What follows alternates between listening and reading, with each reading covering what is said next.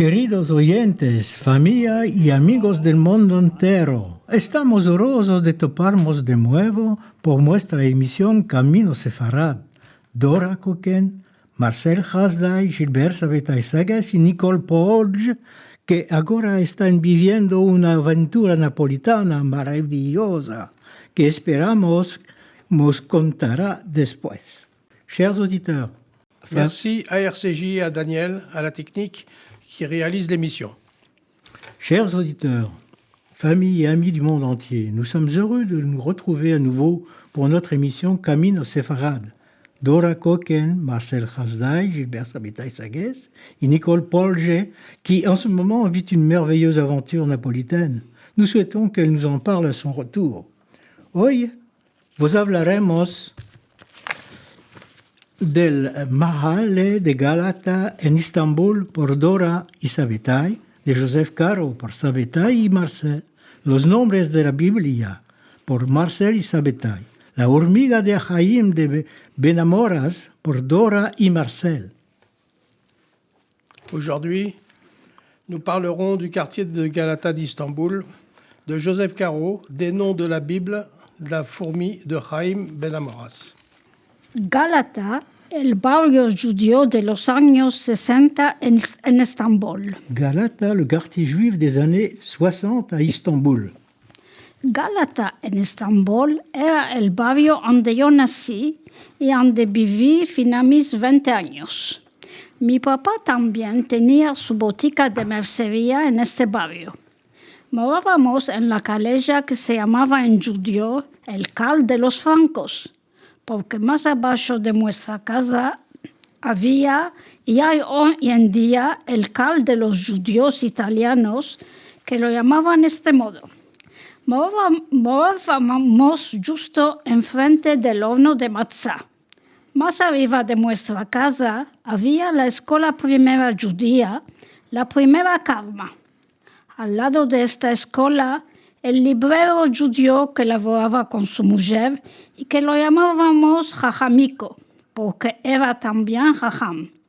Todos los elevos de esa escuela y mismo los que estaban en nuestra escuela mercaban los útiles escolares de él. Yo me fui a una escuela primera turca de Galata y después me fui a la escuela francesa Saint-Benoît, que se topa también en este barrio.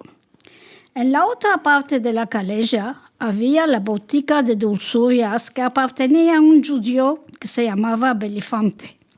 Arriba de esta calleja hay la avenida que se llama Büyükhendek, donde hay el grande Cal Neve Shalom, y más al lado el otro que se llamaba Apolón, y que no existe hoy.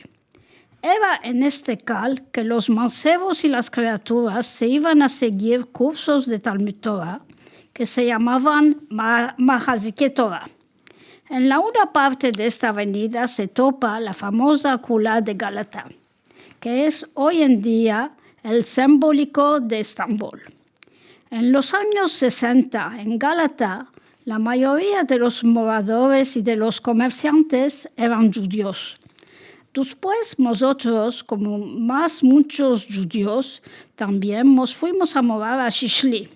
Estos barrios más chic como Shishli, Nishantashi, etc., en nuestra lengua de que no sé lo llamábamos por arriba. Galata, à Istanbul, était le quartier où moi je suis né et j'ai vécu jusqu'à mes 20 ans. Mon père aussi avait son magasin de mercerie dans ce quartier. Nous habitions dans la rue qui s'appelait en judéo-espagnol El Cal de los Francos, parce que plus bas, il y avait, et il y a toujours, la synagogue des Juifs italiens, qui porte ce nom. Nous habitons juste en face du four de Matzah. Plus haut de notre maison, il y avait l'école primaire juive, la première Karma. À côté de cette école, le libraire juif qui travaillait avec sa femme et que nous appelions El Jajamico, parce qu'il était aussi Jajam, tous les élèves de cette école et même ceux qui étaient dans une autre achetaient les fournitures scolaires chez lui. Moi, je suis allé dans une école primaire turque de Galata et après, je suis allé à l'école française Saint-Benoît qui se trouve également dans ce quartier. Sur l'autre côté de cette rue, il y avait le magasin de friandises qui appartenait à un juif qui s'appelait Belifante. En haut de cette rue, il y a l'avenue Bouyouk Hendek, où il y a une grande synagogue Neve Shalom. Et un peu plus loin, à côté, un autre qui s'appelait Apollon et qui n'existe plus aujourd'hui. C'était dans ce dernier que les jeunes enfants suivaient des cours de Talmud Torah, qui s'appelait Mahazik Torah. À l'autre bout de cette avenue se trouve la célèbre tour de Galata, qui aujourd'hui même est le symbole d'Istanbul. Dans les années 60, à Galata, la majorité des habitants et des commerçants étaient juifs. Après, nous, comme la plupart des juifs, nous sommes allés habiter à Shisli, ces quartiers plus chics comme Sisli, Nantasi, dans notre langue, et je ne sais pas pourquoi nous les appelions plus chics. Galata era una ciudad separada de Constantinopla en la época de Bizancio y hasta la fin del periodo otomano. En nuestros días no existe oficialmente y es dividida en 7 barrios. Los moradores continúan a usar los nombres viejos. Los orígenes de Galata son muy viejos y es mismo en este sitio que fueron descubridos las primeras imprentas de la moradora humana remontando al 5 milenario. La era comuna es también en este sitio que se instalaron las tribus gauloas antes de invadir la Asia Menor, cerca de Ankara, en 277-279. Antes la era comuna era una tribu gauloise, los Galates, que dio el nombre a Galata, de una parte, y a la Galatie, región de Ankara mencionada en la Biblia, por la letra a los Galates, de otra parte. Galata était une ville séparée de Constantinople à l'époque byzantine et jusqu'à la fin de la période ottomane. De nos jours, elle n'existe plus officiellement et elle a été divisée en 7 quartiers. Les habitants continuent aussi d'utiliser les anciens noms. Les origines de Galata sont très anciennes. C'est même sur ce site que l'on a découvert les premières traces d'habitation humaine de régions remontant au 5e millénaire avant Jésus-Christ. Ça, c'est aussi à cet endroit que s'installèrent les tribus gauloises avant d'envahir l'Asie mineure et s'établit définitivement du côté d'Ankara en 277-279 avant l'ère commune. C'est une tribu gauloise, les Galates, qui donnèrent leur nom à Galata, d'une part, et la Galatie, région d'Ankara mentionnée dans la Bible par la lettre aux Galates, d'autre part. La Cula de Galata. La tour de Galata. La Cula de Galata es situada en el barrio de Pera, Beyoğlu en turco, y Galata depende de Pera. Es una construcción que data de la época medieval de 1348. La torre de Galata delimitaba a la época la frontera norte de la colina donde se establecieron los genuas con el acuerdo de los bizantinos desde el siglo XIII. La Cula de Galata era entourada de murallas para proteger esta colina. La tour de Galata se situe dans le quartier de Pera, Beyoğlu en turc, et Galata dépend de Pera. Il s'agit d'une construction datant de l'époque médiévale, de 1348. La tour de Galata délimitait à l'époque la frontière nord de la colline où se sont établis les Génois. Avec l'accord des Byzantins, depuis le milieu du XIIIe siècle, la tour de Galata était entourée de murailles afin de protéger cette colline. Con la llegada de los otomanos al poder en Estambul en 1453, los de alcavos pisos de la Cula de Galata fueron utilizados como punto de observación para prevenir los juegos. Después, la Cula de Galata hizo función de preso. Después de puesto de observación en el dominio astrológico. Nel siglo XVII un hombre che si chiamava Esarhafen dice la leyenda que El primer hombre volando anichándose de la punta de la torre de Galata y llegando al barrio de Üsküdar, situado en la otra parte del Bosphore. Avec l'arrivée des Ottomans au pouvoir à Istanbul en 1453, les derniers étages de la tour de Galata furent utilisés comme point d'observation en vue de prévenir les incendies. Par la suite, la tour de Galata faisait fonction de prison, puis de poste de contemplation dans le domaine astrologique. La légende dit qu'au XVIIe siècle, un homme du nom de Esrafen Ahmed Çelebi devint le premier homme volant en s'élançant du sommet de la tour de Galata et en arrivant au quartier d'Üsküdar, situé à l'autre rive du Bosphore. Architectura de la Cula de Galata. Architecture de la tour de Galata. La Cula de Galata tiene una altura de 68 metros, allora que su base se sitúa a 35 metros arriba del nivel de la mar. A l'época era la más alta construcción de la ciudad de Estambul. El diámetro es de 16 metros. La Cula de Galata actual es un poco diferente de la Cula de Galata original, porque muchos fuegos y temblores de tierra tocaron el edificio desde su construcción. La tour de Galata a une hauteur de 68 mètres, alors que sa base se situe à 35 mètres au-dessus de la mer. Il s'agissait à l'époque de la plus haute construction de la ville d'Istanbul. Le diamètre de la tour de Galata est de 16 mètres. La tour de Galata actuelle est toutefois quelque peu différente de la tour de Galata originale, du fait de plusieurs incendies et tremblements de terre qui ont touché l'édifice depuis sa construction. Por este caso, la parte superior de la Cula de Galata fue reparada y mismo reconstruida muchas veces. Esto fue el caso después del terrible fuego de 1794 o en los años 1960, cuando ajustaron un techo cónico a la Cula de Galata. Desde 1960, la Cula está abierta al público, con la creación de un café, de un restaurante y mismo de una discoteca en la parte superior de la Cula de Galata.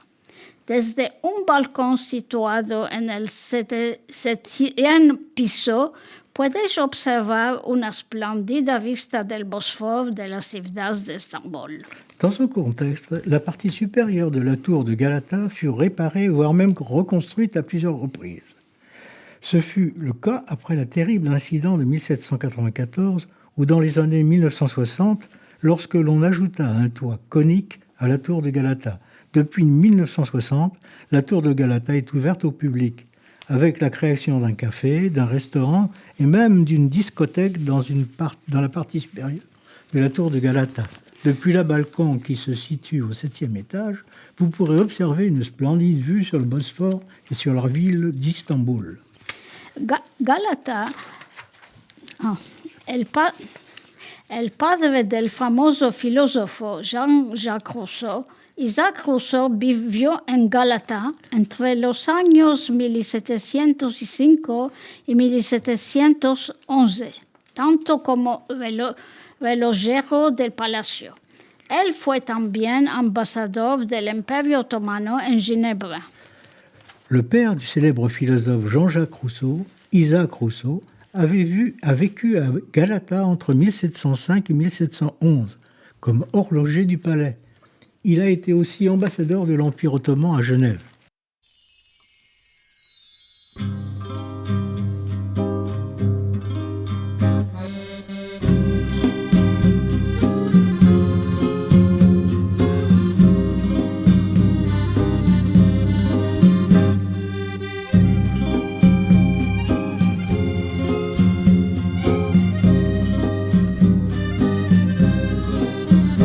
La Cula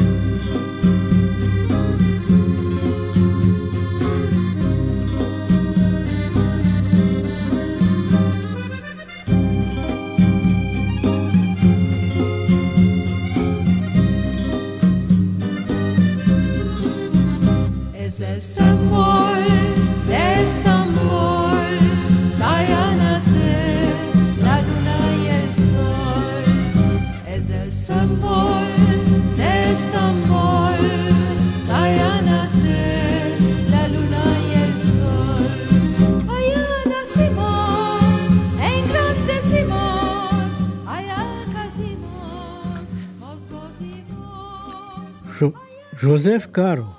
En el libro intitulado Sefarad de ayer y de hoy, las grandes figuras del Medio Oriente, realizado por Richard Ayoun y Jaime Vidal Sefija. Hablando de Joseph Caro. Dans le livre intitulé Séfarades d'hier et d'aujourd'hui, les grandes figures du Moyen-Orient, réalisé par Richard Ayoun et Chaim Vidal Sefira, nous parlent de Joseph Caro. Joseph Caro. Joseph Caro ben Efraim Caro nació en Toledo en 1492. Su familia se refugió en Lisboa, de donde se fueron en 1497. Por ir a Constantinopla o Andrinople, Joseph perseguirá sus estudios sobre la dirección de su padre Efraim, noble de la Cábala, y después su tío Isaac Caro. Según Joseph Nehama, Joseph Caro se quedó igualmente a Salónica en la sua juventud y hará conocencia de Salomón Alcabetz, que escribió Le Hadodi. En Turquía encontró Salomón Molho, martirio en diciembre de 1532, en Mantova. Lo Sha'era Muncho. Joseph ben Ephraim Caro naît à Tolède en 1492. Sa famille se réfugie à Lisbonne, d'où elle fuira en 1497 vers Constantinople et Andrinople.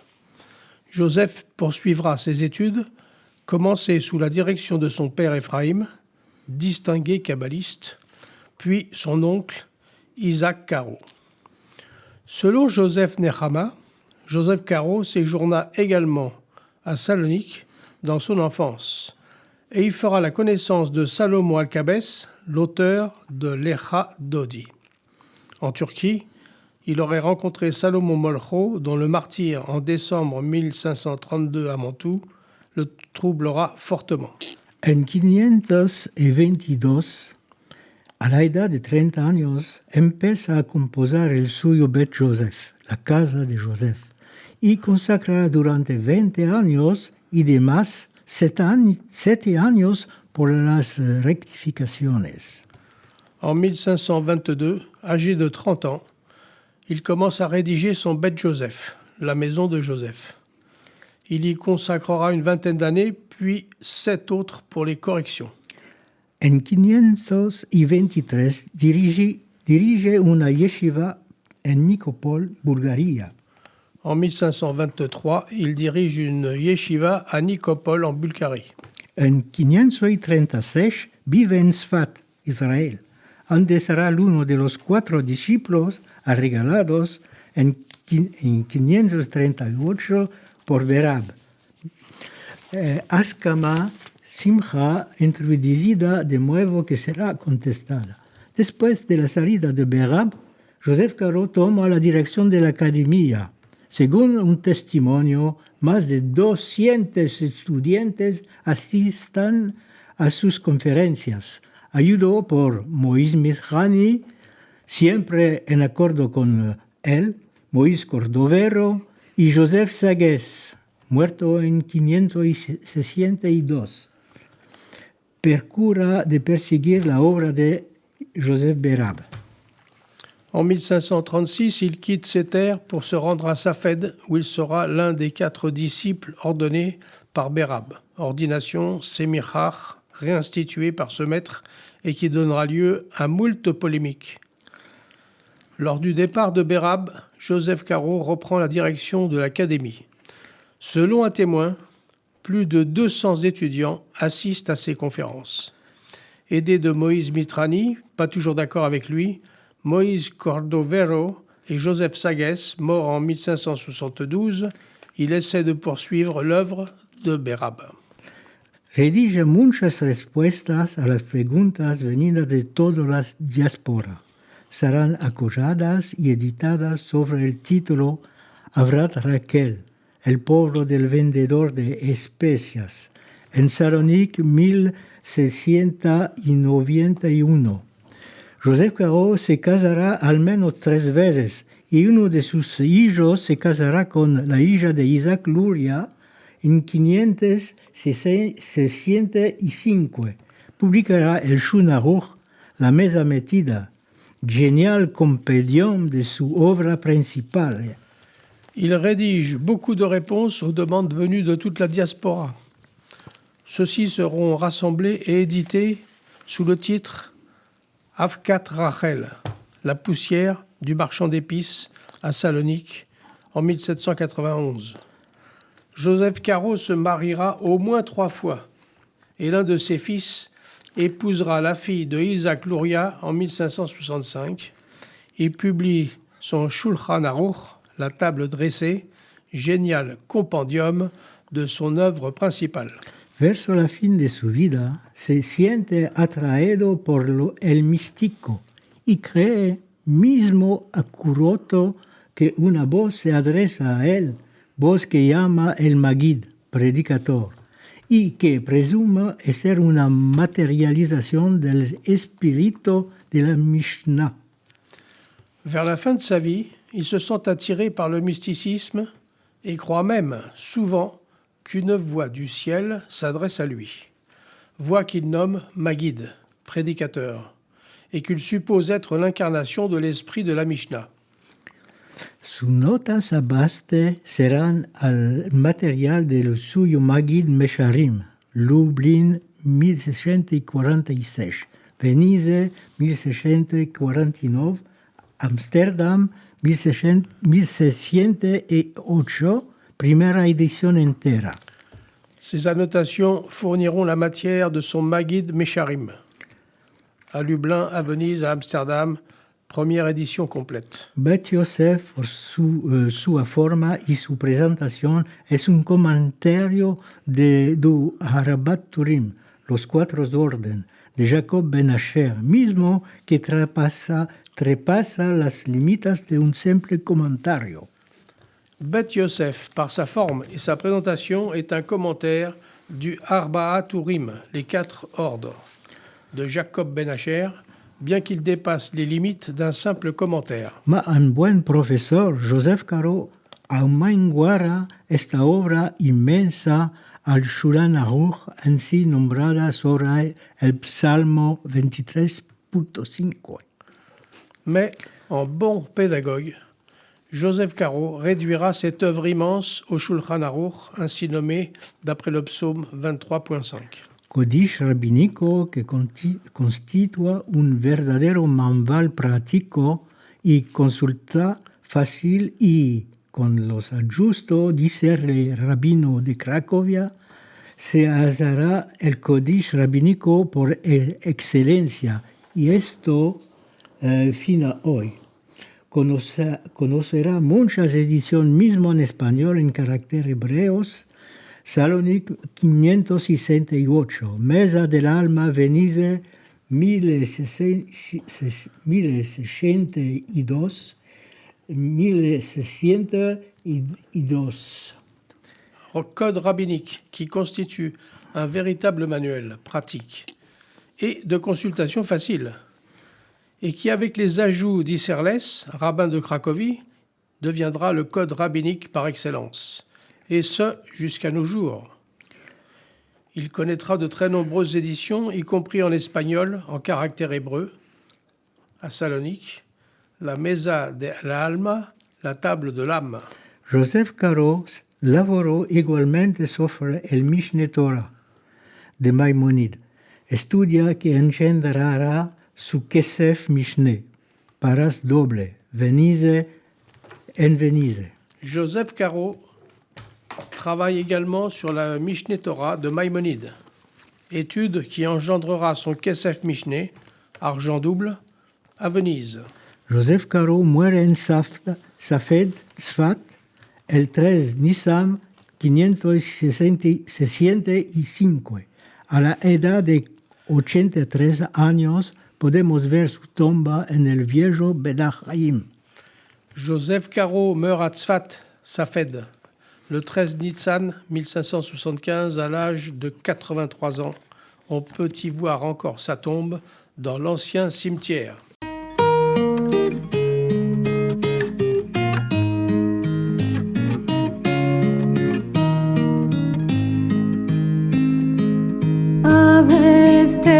va giù giù, apre la tua ventana, por ver tu cara morena, al Dio daré mi alma, por ver tu cara morena, al Dio daré mi alma.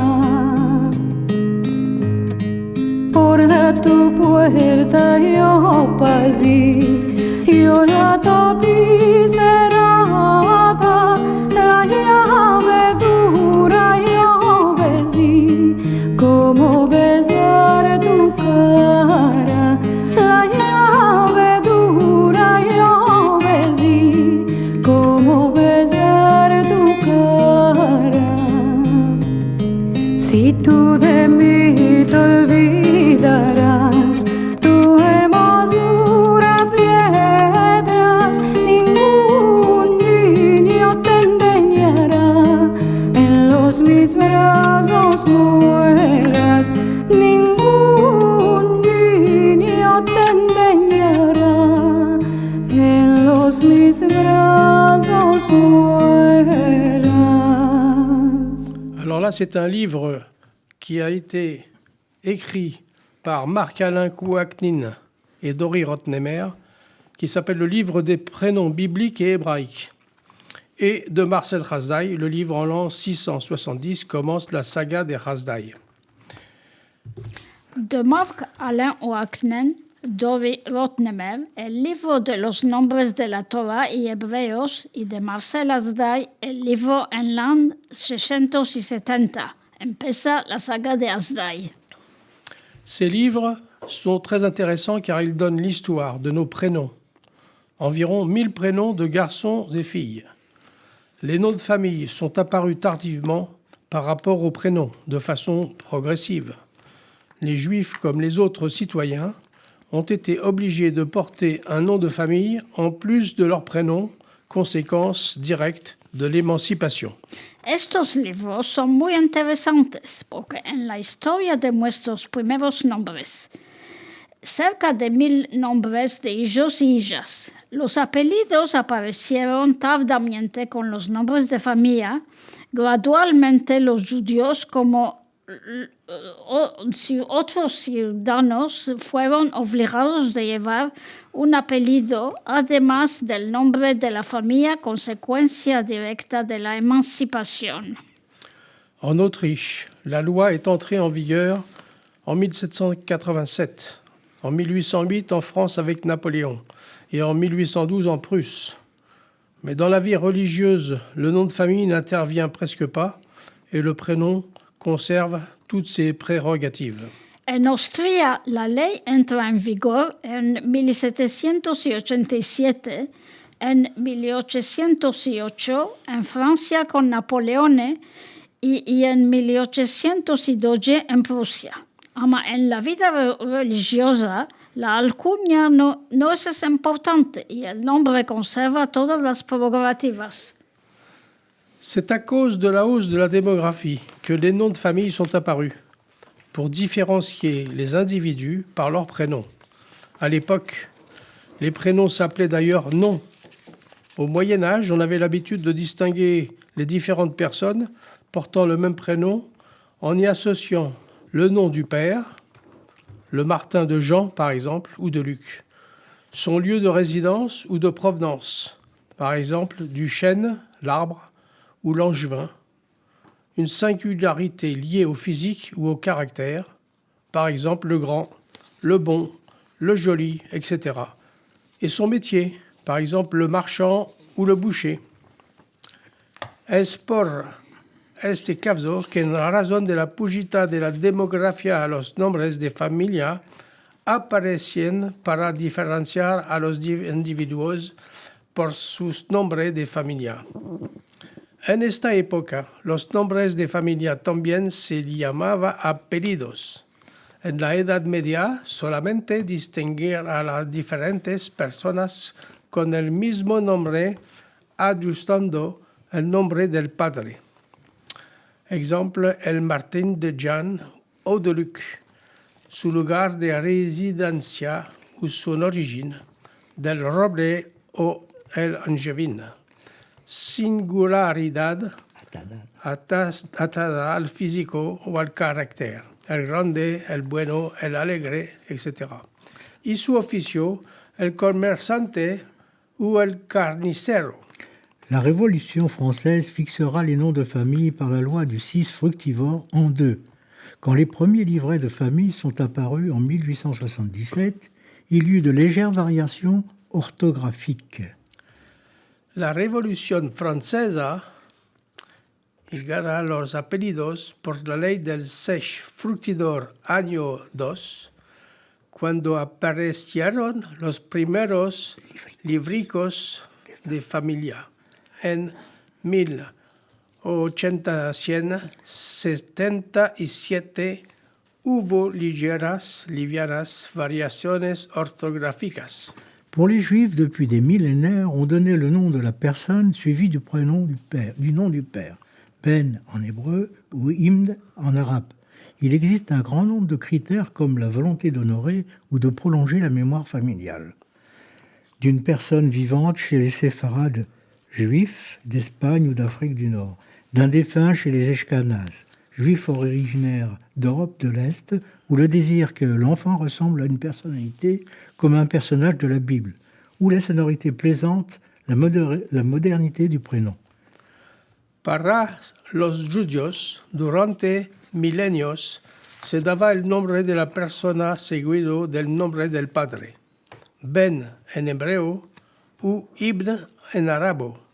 Hay un gran número de criterios como el deseo de honrar o largar la memoria de la familia, de una persona viva entre los sefardí, judíos de España o del norte de África, de un difunto entre los ashkenazis, judíos de Europa del Este, o el deseo de que la criatura se asemeje a una personalidad como un personaje de la Biblia, o el sonido agradable, la modernidad del nombre. Maintenant, nous allons voir que donner et porter un prénom est un art difficile. En hébreu, le mot prénom n'existe pas. On utilise l'expression nom individuel Shem Prati, en opposition au nom de famille Shem Mishpacha, ce dernier étant d'utilisation récente. Ahora vamos a ver que dar y llevar un nombre es un arte difícil. En hebreo la palabra nombre no existe. La expresión nombre individual, Shem Prati, se usa en oposición a la alcuña Shem Mishpacha, siendo este último de uso reciente. En effet, pendant des siècles, le nom de famille était réduit au nom du père. On disait un tel, fils d'un tel. Lorsque le nom de famille devient une nécessité, la formule fils de se cristallisa dans le nom de famille sous la forme hébraïque ou arabe de Ben ou Ibn. Par exemple, Benamou, Benaïm, Benatar, etc. Ou encore de Bar, Barlev, Baron, Bar-Simon, Barzilai, etc. Sous la forme slave de Witch ou Vich, ou Vish ou Vik, Horovitch, Yankelevitch, Davidovici, sous la forme allemande et anglaise de Son, ou Son, Mendelssohn, Bergson. De facto, durante siglos, la alcuña se redujo al nombre del padre. Decimos fulano y yo de fulano. Cuando el nombre se convirtió en una necesidad, la fórmula hijo de cristalizó en el nombre en la forma hebrea o árabe de Ben o Ibn, Benamú, Benaim, Benatar, etc. O Bar, Barlev, Baron, Bar-Simon, Barzilai, etc. En la forma eslava de Witch, Vich, Uvik, Horowitz, Jankelevitz, Davidovici, en la forma alemana y inglesa de Son, Mendelssohn, Bergson. Bien d'autres procédés sont à l'origine de la création des noms de famille, comme l'utilisation des noms de villes, de métiers, etc. Nous allons voir quelques noms célèbres avec leur signification. Muchos otros procesos están en el origen de la creación de los nombres, como la utilización de ciudades, labores, etc. Veremos algunos nombres famosos con sus significados. Nous allons regarder quelques noms et ensuite, si vous êtes intéressés, nous donnerons leur signification sur plusieurs émissions radio. Moïse, Abraham, Adam, Hannah, Ariel, Benjamin, Daniel, David, Déborah, Élie, Élisabeth, Emmanuel, Esther, Ève, Gabriel, Isaac, Jacob, Jean, Jérémie, Yoël, Jonathan, Yosef, Josué, Judith, Léa, Mattathias, Michaël, Myriam, Noémie, Rachel, Raphaël, Rebecca, Ruth, Salomé, Samuel, Sarah, Suzanne, etc. Veremos algunos nombres y luego, si te interesa, daremos significadores en varios programas de radio. Moïse, Abraham, Adam, Hannah, Ariel, Benjamin, Daniel, David, Déborah, Élie, Élisabeth, Emmanuel, Esther, Ève, Gabriel, Isaac, Jacob, Jean, Jérémie, Joël, Jonathan, Joseph, Josué, Judith, Léa, Mattathias, Michaël, Myriam, Noémie, Rachel, Raphaël, Rebecca, Ruth, Salomé, Samuel, Sarah, Suzanne, etc. Commençons par Moïse. Ce nom, Moshe Hachem, sauvé de l'eau, en même temps eau et nom. Maïm et Shem se réunissent en un mot, Shamaïm, le ciel. Le Talmud insiste beaucoup sur la polynomie de Moïse. Il aurait au moins 9 noms. Moshe, Tov, Tuvia, Yered, Gedor, Chevere, Socho, Yekutiel et Zanoach. Empezamos con Moïse. Este nombre, Moshe Hashem, emerge de la agua al mismo tiempo. Agua y nombre, Maïm y Shem, se adjunta en una sola palabra, Shamayim, el cielo. El Talmud insiste mucho en la polinomía de Moisés. Tendría al menos 9 nombres: Moshe, Tov, Tuvia, Yered, Gedor, Evere, Soko, Yekutliel et Zanoah. Nous allons voir un peu de ces noms. Abraham, Avraham. Il est le premier des patriarches d'Israël. Il change de nom, Avram, pour devenir Avraham. Abraham signifie le père élevé. Abraham signifie le père de la multitude. Veremos algunos de estos nombres. Abraham, Avraham. En el primero de los patriarcas de Israel cambia su nombre a Abraham para convertirse en Abraham. Abraham significa el Padre Supremo. Abraham significa Padre de muchos. Adam, dans la Bible, verset 1 du chapitre 5 de la Genèse, on comprend qu'Adam signifie à la fois le nom propre, Adam, et l'humain de manière générale, masculin et féminin. Adam en la Biblia, versículo 1, capítulo 5 de Génesis, entiende que Adam significa tanto el nombre propio Adam como el humano en general, masculino y femenino. Nous verrons plus tard, peut-être dans d'autres émissions, les significations de Adam, de Hannah, Hannah, Ariel, Benjamin, Daniel. Donc, comme on vous l'a dit au début, il y en a plus de 1000.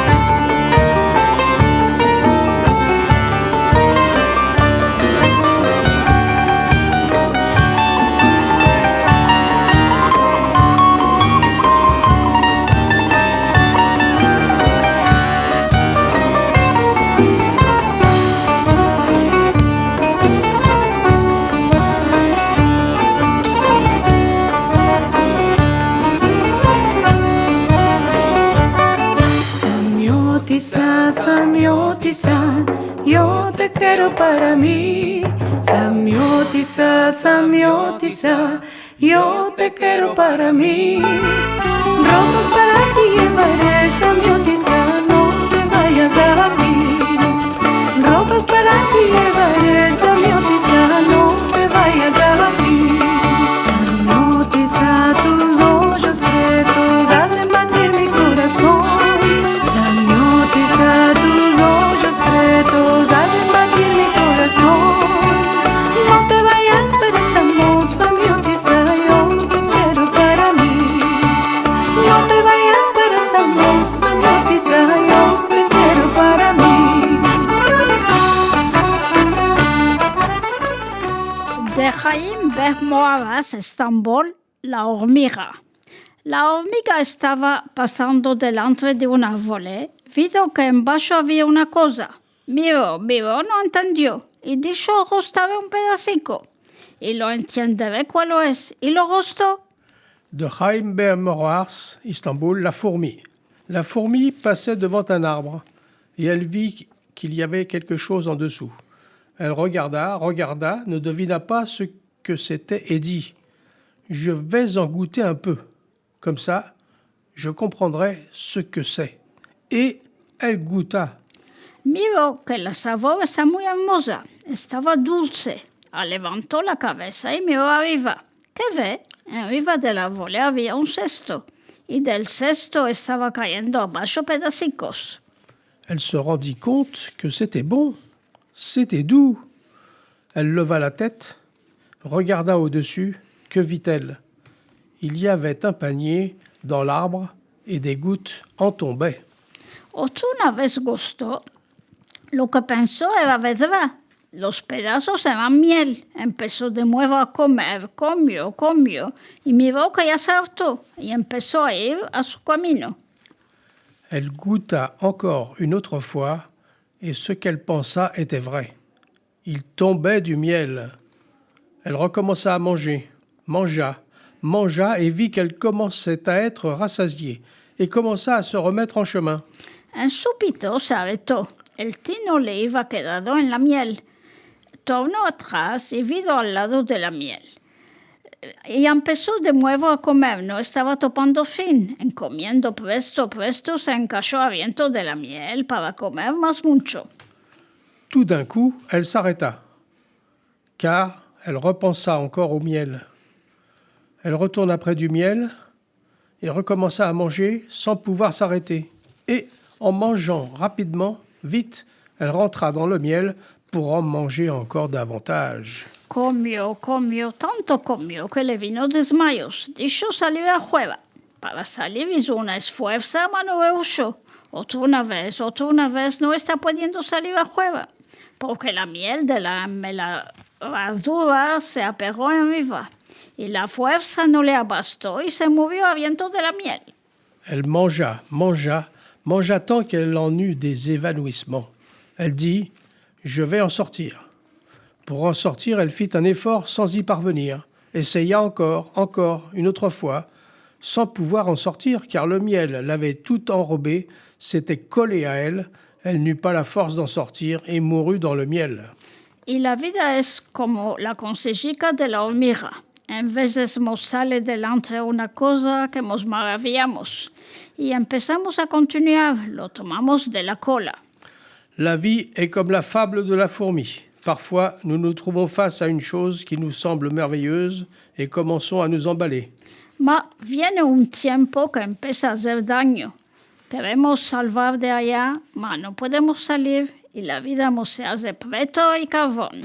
Mais vient le temps où nous commençons à en souffrir, nous voulons nous en dégager sans pouvoir en sortir. La vie nous est devenue très très difficile, noire comme du charbon. Cuando vamos a echar un paso, cabe pensar muy bueno, porque todo lo que se ve dulce no es sabroso.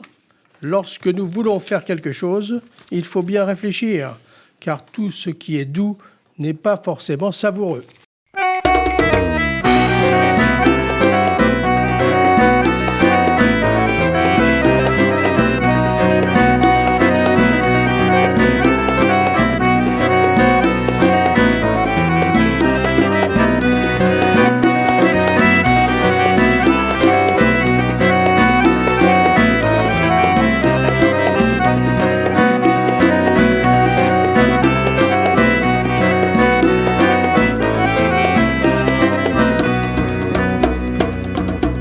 pescado frito vende Jacob, ande lo frío en la sartén de más alto.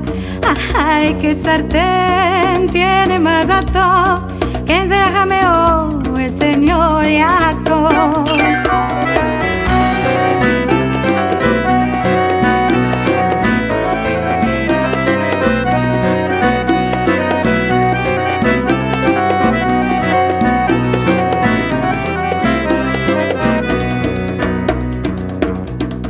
Pan caliente vende Jacob, ande lo coció en el forno de más alto. Ay, que forno tiene más alto. Chers amis, auditeurs de RCJ, de Vidas Largas et de toutes les parties du monde, nous avons eu la joie de partager avec vous une heure en parlant notre langue, le judéo-espagnol.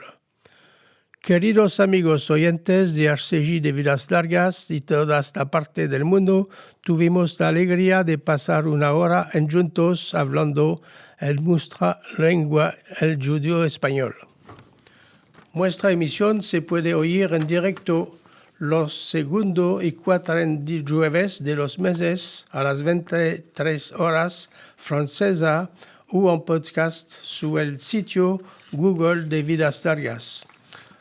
Notre émission peut être écoutée en direct les 2e et 4e jeudis du mois à 23h, heure française, ou en podcast sur notre site de Vidas Largas. Tapez Vidas Largas Google Site. Si vivéis en París, vos convidaremos a participar a nuestros ateliers de conversaciones en judío español los martes cada 15 días en el ECUJ, calle Lafayette en París. Si estás lejos en provincia o al extranjero, hacemos especialmente Zoom para vosotros.